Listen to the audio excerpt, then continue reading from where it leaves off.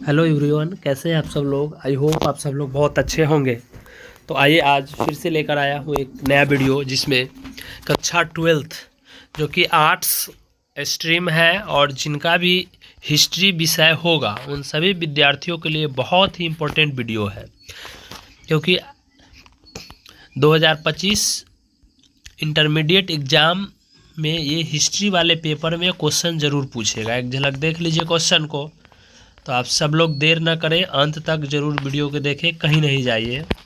चलिए आइए हम क्वेश्चन के श्रृंखला में हम पहला क्वेश्चन यहाँ से देखते हैं।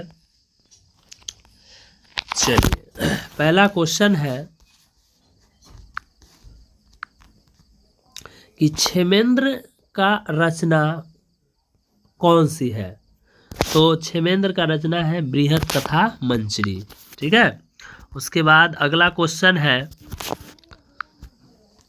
इंडिका किसकी रचना है। तो इंडिका किसकी रचना हो जाएगा, मेगास्थनीज का। ठीक है। उसके बाद नेक्स्ट क्वेश्चन है, क्वेश्चन नंबर 3 को देखिए कि किस गुप्त शासक को लिच्छवी दोहित्रा कहा जाता है। तो इसका क्या हो जाएगा राइट आंसर, समुद्रगुप्त।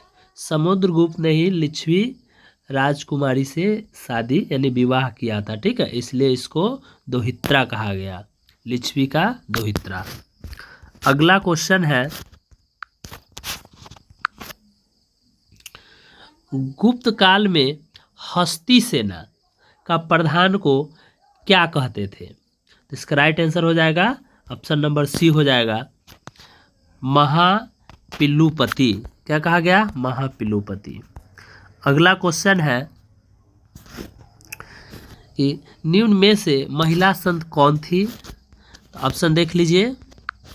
तो महिला संत ये भी थी, मीरा भी है, अंडाल भी और कराइकल भी, ये तीनों है। ठीक है। अगला क्वेश्चन, धर्म की शुरुआत किस शासक ने की थी। तो धर्म की शुरुआत अशोक ने किया था। अशोक किस वंश का शासक है, तो मौर्य वंश का है। ठीक है। तो मौर्य वंश का संस्थापक कौन था, तो चंद्रगुप्त मौर्य था। ठीक है, चंद्रगुप्त मौर्य। और चंद्रगुप्त मौर्य इस वंश का संस्थापक था। और सर्वाधिक पॉपुलर जो एम्पायर है वो कौन है, अशोक ही हुआ था। अगला क्वेश्चन नंबर 6 देख लीजिए, समुद्रगुप्त की तुलना किंग्स यूरोपीय शासक से, यहाँ पर टाइपिंग मिस्टेक है, यहाँ पे टाइपिंग मिस्टेक हो गया है। ठीक है, लिखा हुआ है समुद्रगुप्त की तुलना किस है, यहाँ पर लिखा हुआ यूरोपीय शासक से की गई है। समुद्रगुप्त की तुलना नेपोलियन से किया गया है। चलिए अगला क्वेश्चन को देख लीजिए, मौर्य वंश के संस्थापक कौन था। तो मौर्य वंश का हम कुछ देर पहले बताए थे कि चंद्रगुप्त मौर्य था। कौन था, चंद्रगुप्त मौर्य था। चलिए अगला क्वेश्चन देख लीजिए, चंद्रगुप्त की मृत्यु कहाँ हुई। तो श्रवण बेलगोला में हुआ था। ठीक है। अगला क्वेश्चन अगला क्वेश्चन है कि चंद्रगुप्त मौर्य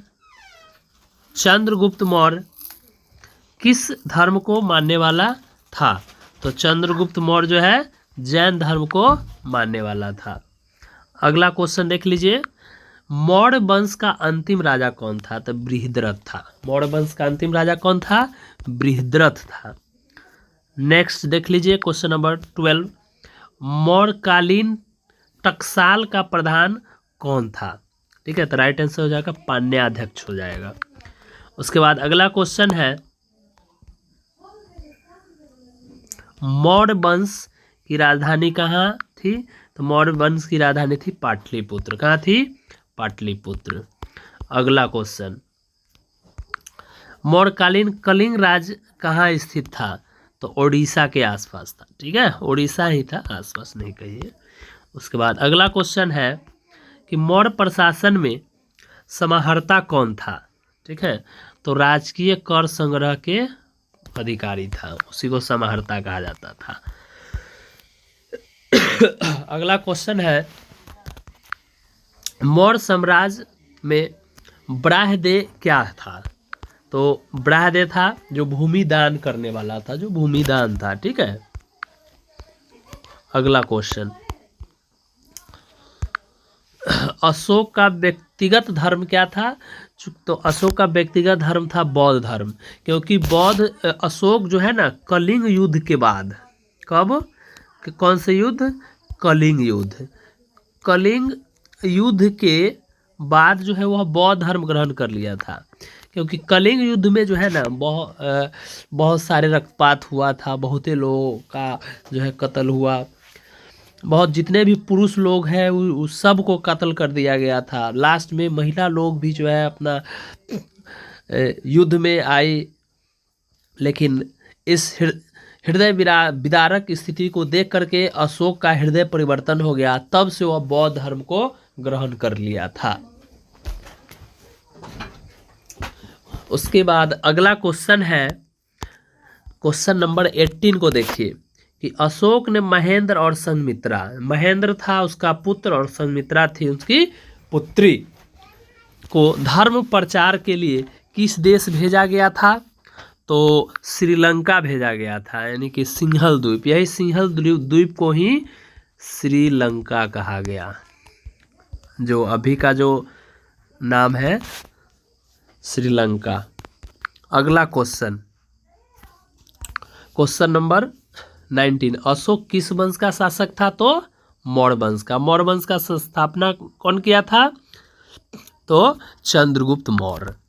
अगला क्वेश्चन, अशोक कौन से बौद्ध भिक्षु के प्रभाव में आकर बौद्ध धर्म ग्रहण किया था? ठीक है, तो उपाली, किसके? उपगुप्त। कौन? उपगुप्त के।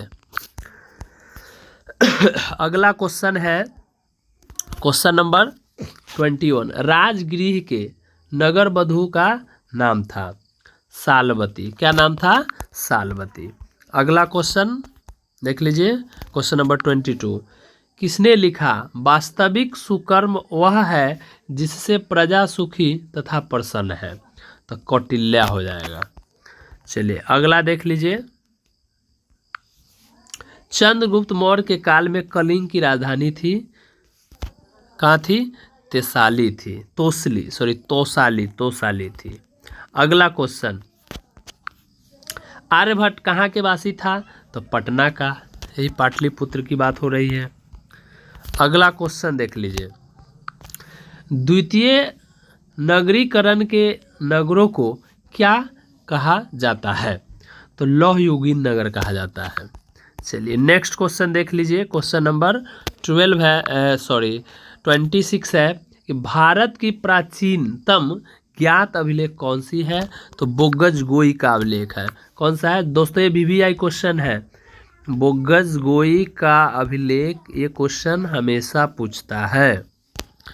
चलिए नेक्स्ट क्वेश्चन देख लीजिए, क्वेश्चन नंबर 27 है, मेगास्थनीज किस यूनानी शासक के राजदूत के रूप में पाटलिपुत्र आया था? तो सेल्यूकस निकेटर का। ठीक है, अगला क्वेश्चन देख लीजिए, कलिंग युद्ध का वर्णन किस अभिलेख में किया गया है? मेरे ख्याल से दोस्तों जो है ना 13वें अभिलेख में। ठीक है, राइट आंसर डी हो जाएगा, 13वें अभिलेख में। चलिए अगला क्वेश्चन देख लीजिए, चीनी यात्री फाहियान किस शासक के काल में भारत आया था? तो विक्रमादित्य। ठीक है, अगला देख लीजिए, मेगास्थनीज किस भारतीय शासक के दरबार में आया था? तो चंद्रगुप्त मौर्य के। ठीक है, और ये देख लीजिए यहाँ पर फाहियान था विक्रमादित्य के शासनकाल में, और मेगास्थनीज था चंद्रगुप्त मौर्य के शासनकाल में। चलिए अगला क्वेश्चन देख लीजिए, किस अभिलेख में सती प्रथा का उल्लेख मिलता है? तो एरन का अभिलेख में मिलता है। ठीक है, नेक्स्ट क्वेश्चन देख लीजिए, अगला क्वेश्चन है, बाणभट्ट की रचना कादम्बरी में किस शासन काल का वर्णन है? तो हर्षवर्धन के शासन काल का वर्णन है। चलिए अगला क्वेश्चन देख लीजिए, अगला क्वेश्चन है, गुप्त संवत कब और किसके द्वारा शुरू किया गया था? ठीक है, तो राइट आंसर यहाँ देख लीजिए, यहाँ पर है ऑप्शन नंबर डी, चंद्रगुप्त प्रथम ने 319-20 में। चलिए अगला क्वेश्चन, पंचतंत्र क्या है? क्वेश्चन, पंचतंत्र की रचना किसने किया था? तो विष्णु शर्मा ने किया था। दोस्तों ये भी जान लीजिए रोचक बातें कि जो पंचतंत्र है ना वो विश्व में बाइबिल के बाद इसका दूसरा स्थान है। ठीक है, ये दूसरा बड़ा ग्रंथ है। अगला अगला क्वेश्चन है कि प्राचीन नालंदा विश्वविद्यालय के संस्थापक कौन है? तो कुमारगुप्त है। ठीक है, अगला क्वेश्चन देख लीजिए। नेक्स्ट है कि भारतीय इतिहास का कौन सा काल स्वर्णिम काल है? तो गुप्त काल को स्वर्णिम काल कहा जाता है। नेक्स्ट क्वेश्चन देख लीजिए। नेक्स्ट है कि अर्थशास्त्र में कितने प्रकार के विवाहों का उल्लेख है? तो 8 प्रकार के विवाहों का उल्लेख है। अगला क्वेश्चन देख लीजिए। अर्थशास्त्र की रचना कब हुई थी?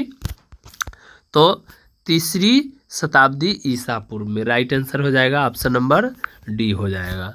अगला क्वेश्चन है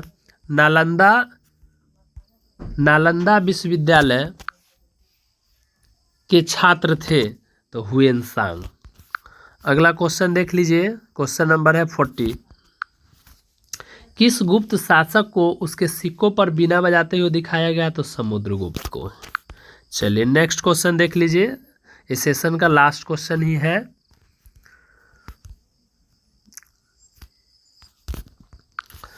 उत्तर पश्चिमी भारत से प्राप्त अशोक के अभिलेखों में लिपि का प्रयोग किया गया था। खरोष्टी लिपि। कौन सी लिपि? खरोष्टी लिपि। ठीक है, तो दोस्तों बने रहिए हमारे इस वीडियो में। इसी तरह के अपडेट पाने के लिए आप चैनल को सब्सक्राइब करें तथा अपने दोस्तों को शेयर करें और ज़्यादा से ज़्यादा लोगों को जो इस चैनल से जोड़ने का प्रयास कीजिए ताकि सबका तैयारी बेस्ट हो। और इस चैनल पे आपको हर विषय का 9th हो, 10th हो, 11th, 12th तक का हर विषय का आपको सॉल्यूशन मिलेगा। और अभी तो फ़िलहाल टेस्ट सीरीज चल रहा है, तो आप सभी लोग ज़रूर जुड़िए इस चैनल से और इस चैनल पे अपना टेस्ट दीजिए और अपने तैयारी को जो है उत्तम बनाइए और इससे अनुमान लगाइए कि क्या कमी रह गया है। उस चीज़ को जो है आप डीपली स्टडी करके आप पूरा कर सकते हैं और बोर्ड में अच्छा मार्क्स ला सकते हैं। दोस्तों जो भी क्वेश्चन का सेट होगा ये VVI क्वेश्चन होगा, प्री क्वेश्चन है और कुछ नया क्वेश्चन भी है। धन्यवाद।